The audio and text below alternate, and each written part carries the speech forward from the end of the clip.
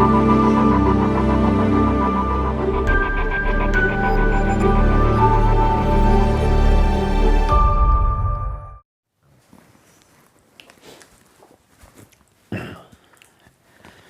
जी guys, क्या हाल चाल है आप सबकी।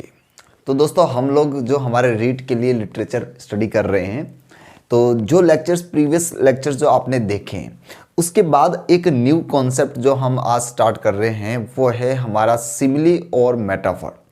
तो दोस्त, जैसे कि 2 लेक्चर्स में आप काफ़ी सारी चीज़ें समझ चुके होंगे कि लिटरेचर को हमें किस पॉइंट ऑफ व्यू से पढ़ने की आवश्यकता है, ठीक है।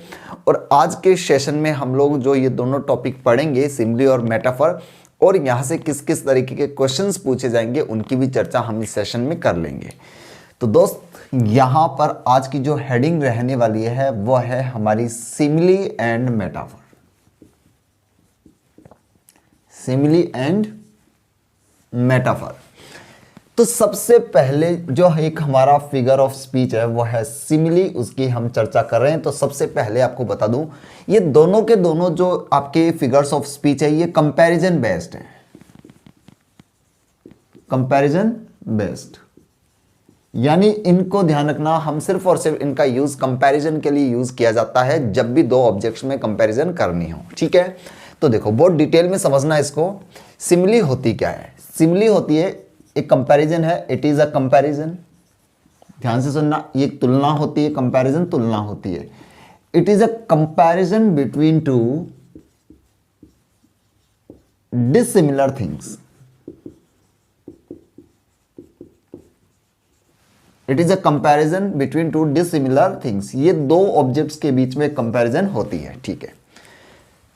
बाय यूजिंग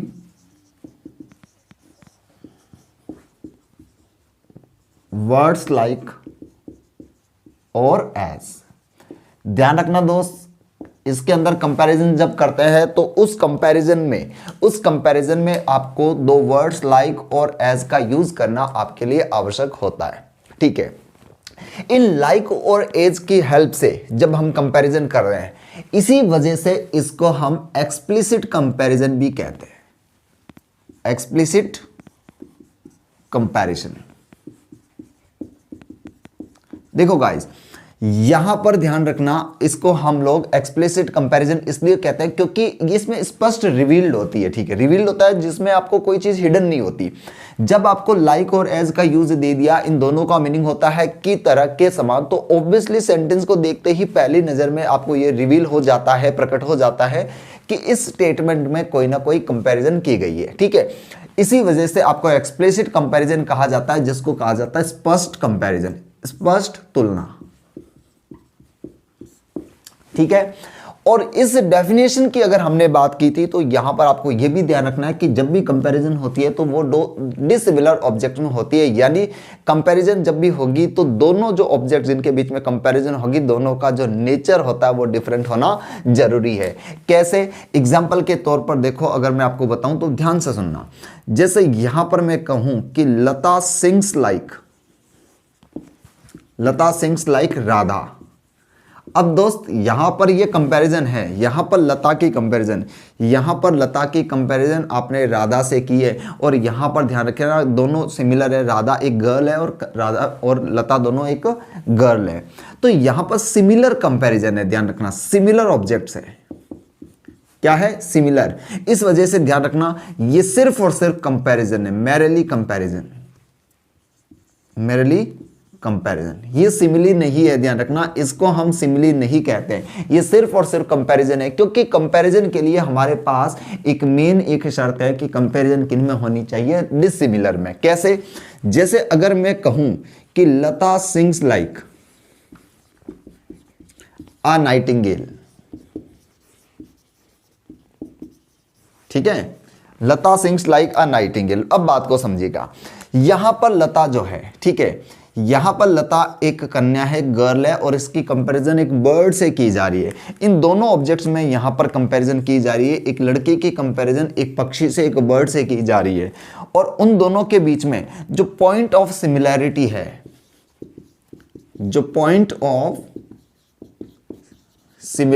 है, यानी किस पॉइंट को लेकर हम कंपैरिजन कर रहे हैं, वो है उनका सॉन्ग।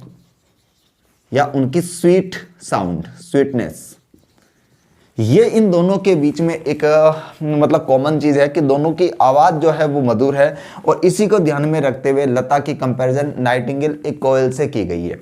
और कंपैरिजन करते वक्त हमने माय डियर यहाँ पर इस लाइक का यूज किया है, इसी वजह से आप कह सकते हैं सर ये सिमिली का परफेक्ट एग्जाम्पल है, ध्यान रखिएगा। तो जहां पर भी आपको लाइक और एज दिखता है वो सिमिली नहीं होता। सिमिली के लिए आपको दो शर्त फॉलो करनी होगी, एक तो कंपैरिजन होगी लेकिन कंपैरिजन डिसिमिलर थिंग्स में, और लाइक और एज का यूज वहां पर आपके स्टेटमेंट में होना जरूरी है। तो ये बात मेरे हिसाब से आपको कोई इसमें आपत्ति नहीं है, ये आप चीज इसमें समझ चुके हैं। तो चलिए भाई, इसको आप नोट कर सकते हैं, इसको और आगे इलैबोरेट करके मैं आपको थोड़ा सा समझा देता हूं।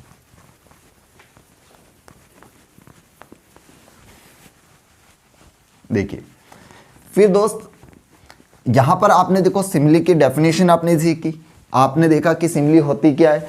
अब इसके एग्जांपल्स की अगर हम बात करें तो देखो, जैसे एक एग्जांपल आपको मैं दूं, ओ Milton, thy soul was like a star। देखो यहां पर एक पोएम है जिसमें जो पोएट है वो लिखता है कि दाई सोल, तुम्हारी जो आत्मा है वो एक स्टार की तरह है, ठीक है। यहां पर सोल आत्मा की कंपैरिजन हमने एक स्टार से कर दी और बीच में हमने लाइक का यूज किया है। तो लाइक और एज का यूज करके हमने दो ऑब्जेक्ट को हमने यहां पर रेफर किया है जिसको हम सिंपली कंसीडर करते हैं। मैंने कहा देखो, my love is like a red red rose.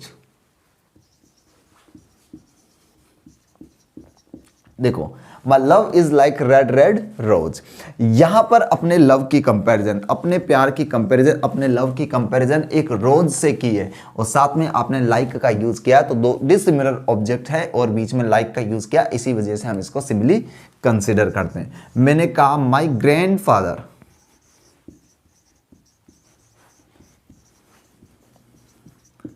is as old as the hill। अब देखो भाई, मैंने कहा कि मेरे ग्रैंडफादर जो उतने ही बूढ़े हैं जितने की है पहाड़ी, ठीक है। यहां पर दोस्त हमने क्या किया, यहां पर ग्रैंडफादर की कंपैरिजन हमने हिल से की, हमने पहाड़ी से की है और दोनों के बीच में सिमिलैरिटी क्या है, उनकी एज, उनकी ओल्ड एज जो है, और यहां पर हमने एज और एज का यूज किया। यही ध्यान रखना सिमिली का परफेक्ट एग्जांपल है, जहां पर आप कंपैरिजन तो करते हैं लेकिन कंपैरिजन करते वक्त आप लाइक और एज का यूज कर देते हैं, ऐसी कंपैरिजन को कहा जाता है सिमिली, ठीक है। फिर इसी का जो सेकंड ग्रुप है वो है आपका मेटाफर। तो इसको देखो, मेटाफर को भी समझना आपके लिए बड़ा आसान हो सकता है। आसान हो क्या सकता है, मेटाफर ऑब्वियसली बहुत ही इजी है, बहुत ही कन्वीनियंट है समझना। मेटाफर क्या होता है देखो,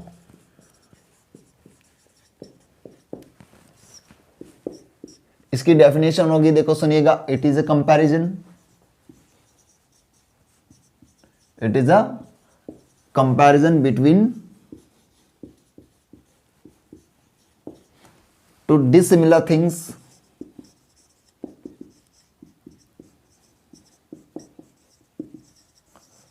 without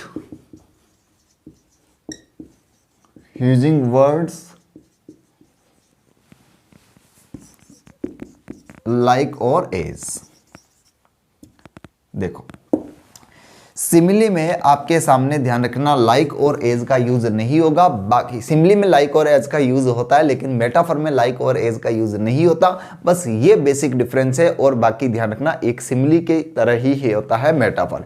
इसमें भी कंपैरिजन होती है और डिसिमिलर थिंग्स में कंपैरिजन होती है, लेकिन हम उस लाइक और एज जैसे शब्दों का यूज नहीं करते दोस्त। यही वजह है कि उस तरीके से जिसको जो सिमिली को एक्सप्लिसिट सिमिली कहा गया था, इसको इंप्लिसिट की सिमिली कहा जाता है। इंप्लिसिट का मतलब होता है जिसमें कुछ चीज जो होती है वो हिडन होती है, ठीक है।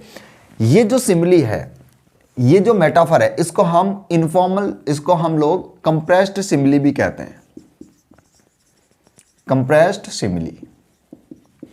क्योंकि दोस्त हमने इसके आकार को छोटा कर दिया, ठीक है, आकार को हमने छोटा कर दिया, इस वजह से इसको हम कंप्रेस्ड सिमिली भी कहते हैं या इसको इंप्लाइड सिमिली भी कहते हैं, इसको हम इंप्लाइड सिमिली भी कहते हैं। कैसे? सिंपल सा फंडा देखो, जैसे मैंने कहा कि Shivaji was like a tiger, भाई शिवाजी एक शेर की तरह थे। अब यहां पर शिवाजी की कंपैरिजन हमने टाइगर से कर दी और लाइक और एज का यूज किया हमने, तो ये कंपैरिजन है आपकी सिमिली हुई। अब इसी कंपैरिजन को मैंने और छोटा करने के लिए मैंने लाइक को हटा दिया, मैंने यहां पर लिखा शिवाजी वॉज अ टाइगर। अब दोस्त ऑब्वियसली बात तो इस सेंटेंस में कंपैरिजन है, शिवाजी एक शेर की तरह थे, यहां पर शिवाजी और टाइगर के बीच में कंपैरिजन हुई, लेकिन कंपैरिजन हमने डायरेक्ट कर दी, हमने लाइक और एज का यूज नहीं किया, हमने डायरेक्ट कंपैरिजन वहां पर थोप दी। और यही रीजन है कि इसको हम इंप्लाइड या कंप्रेस्ड सिमिली कहते हैं। कंप्रेस्ड का मतलब होता है छोटी की हुई, शॉर्टन्ड, कंप्रेस्ड का मतलब होता है शॉर्टन, जिसको छोटा किया हुआ है, और इंप्लाइड का मतलब आरोपित, थोपी हुई सिमिली।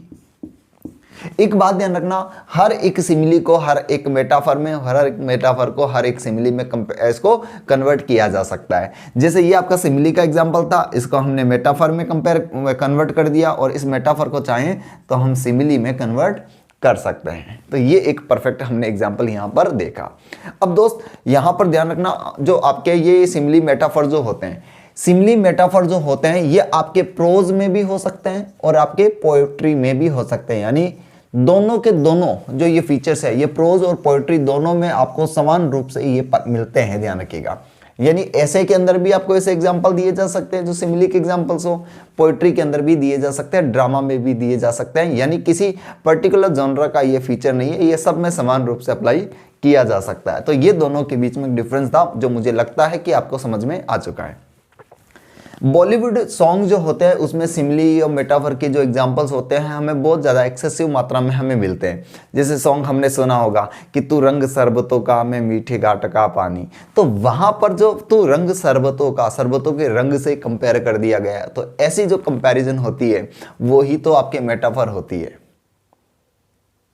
सही है, तो ध्यान रखना, बहुत इजी है सिमिली को समझना, बहुत इजी है आप मेटाफर को समझना। चलिए हम कुछ एग्जांपल से इसको और आसान बना देते हैं, कुछ एग्जांपल से हम इसको समझ लेते हैं। तो चलिए, तो एक बार हम रिवाइज भी करना चाहेंगे। देखो हमारी क्लासेस की यही खूबसूरती है कि हम चाहते हैं कि ये क्लासेस एकदम ऑफलाइन क्लासेस की तरह आपके लिए बेनिफिशियल रहे। तो आपको ध्यान में रखना है कि आपको क्या क्या पढ़ना है, क्या क्या चीज़ें आपको ध्यान में रखनी है। हमने कहा पहली बात, दोनों कंपैरिजन के लिए है सिमिली और मेटाफर। सिमिली और मेटाफर में सिमिलरिटी यानी कंपैरिजन होती है। सिमिली में कंपैरिजन करते वक्त लाइक और एज का यूज करते हैं, जबकि मेटाफर में नहीं करते हैं। ठीक है, आ जाओ। देखो दोस्त, जो आपके सेंटेंस के अंदर जो मेटाफर होता है, ठीक है, ये मेटाफर नाउन में भी हो सकता है, ये मेटाफर आपके एडजेक्टिव में भी हो सकता है, और ये मेटाफर आपके वर्ब में भी हो सकता है। ठीक है, तीनों तरफ से मेटाफर जो है आपके सेंटेंस में यूज किया जा सकता है। कैसे? जैसे अगर मैं कहूं कि he is the star of his family, भाई वो अपनी फैमिली का स्टार है। आपको पता है स्टार, यहां पर इस ही की कंपैरिजन हमने स्टार से कर दी। स्टार सेंटेंस में क्या है? नाउन।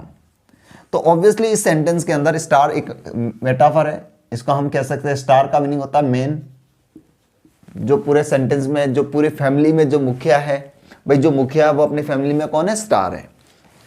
अगर मैं कहूं कि केमल इज द शिप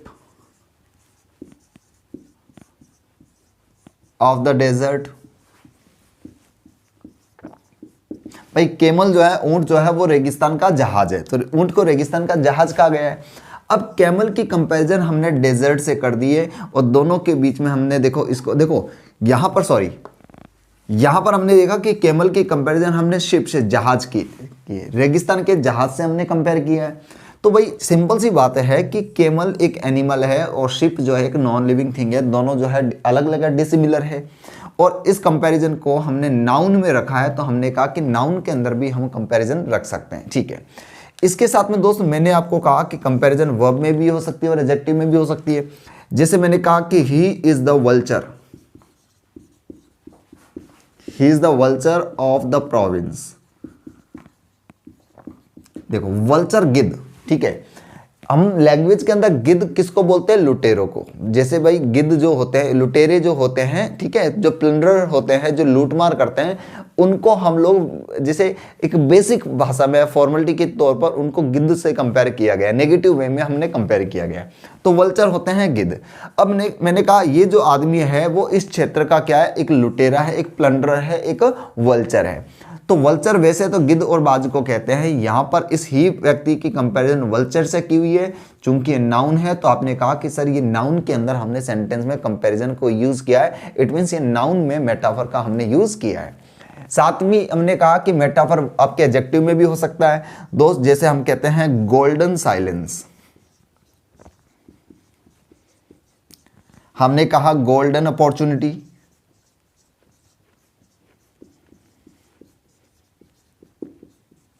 ठीक है। अब देखो गोल्ड से हमने बना दिया गोल्डन। हमने कहा साइलेंस कैसी? गोल्डन साइलेंस, सोने की तरह साइलेंस। गोल्डन मतलब इंपॉर्टेंट, भाई गोल्ड जो सोना कीमती होता है, तो वैसे हमने वो साइलेंस जो कीमती है हमारे लिए, तो इट मींस जिस तरीके से सोना गोल्ड हमारे लिए कीमती है, प्रेशियस है, उसी तरह ये साइलेंस भी हमारे लिए प्रेशियस है, हमारे लिए कीमती है। तो यहां पर ये जो गोल्डन है ये आपका एक एडजेक्टिव है। तो हमने यहां पर ध्यान रखना दोस्त, यहां पर गोल्डन जो है वो इंपॉर्टेंट के सेंस में है, तो इंपॉर्टेंट से कंपेयर किया गया है। तो ये एडजेक्टिव के अंदर हमने यहां पर क्या यूज कर दिया? मेटाफर। यानी यहां पर गोल्ड को कंपेयर किससे किया गया है? आपके इंपॉर्टेंट से। फिर हमने जैसे और भी कई तरीके के एग्जांपल्स ले सकते हैं, ठीक है। जैसे मैंने कहा आयरन विल। अब विल होता है आपकी इच्छा शक्ति। अब आयरन जैसे सोना है, सॉरी आयरन जो है वो लोहा जो होता है वो मजबूत होता है, आपकी विल आपकी इच्छा शक्ति जो है वो मजबूत। अब यहां पर आयरन को आपकी स्ट्रेंथ से, आपकी जो फर्मनेस जो होती है उससे इसको कंपेयर किया गया है। चूंकि ये सेंटेंस में एडवर्ब है, इसको हम दृढ़ इच्छा शक्ति के तौर पर हम इसको कंपेयर कर सकते हैं। तो आयरन जो है ये यहाँ पर ध्यान रखना मेटाफर का एग्जांपल है, क्योंकि हम बात यहाँ पर सोने, यहाँ पर बात इस आयरन की नहीं कर रहे हैं, लोहे की नहीं कर रहे हैं। इस आयरन को, लोहे को हम दृढ़ जो इच्छा शक्ति है, जो हमारी स्ट्रेंथ है, पावर है, उससे हम लोग इसको कंपेयर कर रहे हैं। जैसे हमने गोल्डन साइलेंस देखा, हमने गोल्डन वर्ड को इंपॉर्टेंट से हमने इसको कंपेयर किया गया है, वैसे ही आयरन वर्ड को यहां पर हमने उसकी स्ट्रेंथ से हमने कंपेयर किया गया है, उसकी विल कैसी, जो बहुत ही पावरफुल है। तो आयरन का यहां पर कंपेयर किससे किया गया? आयरन को पावरफुल से। उसी तरह दोस्त क्या होता है, कई बार हम वर्ब में भी मेटाफर का यूज कर देते हैं। जैसे कोई वर्ड ऐसा है, ठीक है, उसको अगर हम दूसरे कॉन्टेक्स्ट में यूज करते हैं, जैसे मोहब्बत बरसा देना तू सावन आया। अब गाना ही हमने सुना, देखो मोहब्बत यानी लव के बरसने की बात कर रहे हैं। इट मीन्स एक बात को समझने की कोशिश करना। बरसती कौन है? बारिश। लेकिन सेंटेंस में मैंने यूज किया कि मोहब्बत बरसा देना तो सावन आया, यानी लव को हमने बारिश से इनडायरेक्टली हमने कंपेयर किया है, और उसके साथ में हमने वर्ब जो है वो रेन वाली हमने यूज की है। ऐसी सिचुएशन में भी ध्यान रखना, जो सेंटेंस होता है वो मेटाफर होता है। जैसे मैं अगर कहूं कि he swam against the stream of popular criticism. अब बात को समझना, he swam against the stream of popular criticism. अब सिंपल सी बात समझना, एक व्यक्ति है जिसको कुछ लोग क्रिटिसाइज कर रहे हैं, जिसकी कुछ आलोचना कर रहे हैं, तो खूब जो आलोचना हो रही है, उस आलोचनाओं के बीच में से जिस तरीके से एक व्यक्ति नदी के बीच में से तैरता हुआ वो आगे बढ़ता है, उसी तरीके से वो व्यक्ति उस आलोचनाओं को दरकिनार करते हुए वो व्यक्ति आगे बढ़ा। इट मीन्स अब यहां पर दोस्त, यहां पर देखो ये जो स्वाम है वो आगे बढ़ने से कंपेयर किया गया है। जिस तरीके से मूव का मीनिंग आगे बढ़ना होता है, उसी प्रोसेस से कंपेयर करके हमने वर्ड को क्या यूज किया? स्वाम। अब देखो यहाँ पर बात हम तैरने की कर नहीं रहे, हम उस क्रिटिसिज्म को एक नदी से कंपेयर कर रहे हैं, और यहाँ पर स्ट्रीम जो है उसका जो क्रिटिसिज्म की जो धारा है, वेव है, उससे हम कंपेयर कर रहे हैं। जो आलोचनाएं हो रही है खूब, उससे हमने कंपेयर किया। और जिस तरीके से हम आगे बढ़ते हैं उस तरीके से हम नदी में आगे बढ़ने को स्वाम कहते हैं और जीवन में आगे बढ़ने को मूव कहते हैं। तो मूव को कंपेयर कर दिया गया है यहाँ पर स्वाम से, तैरने से। तो ये वर्ब के अंदर हमने यहाँ पर मेटाफर को यूज किया है। ये लो भाई,